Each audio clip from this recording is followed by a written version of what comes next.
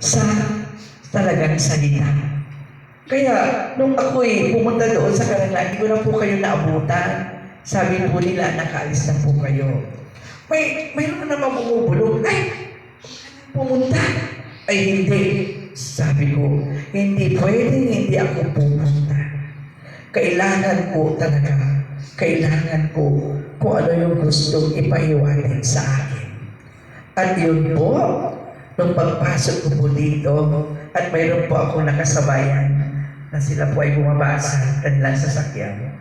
Alam po ninyo, nakita ko si Ama na hindi Ama, si Jesucristo, na nakangiti sa akin.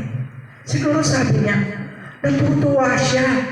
Sabi niya, mabuti naman anak.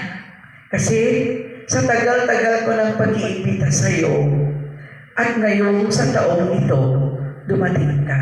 At dumating po sila na instrumento na nagsabi sa akin na pupunta kami kung may oras ka. Sabi ganon sa akin.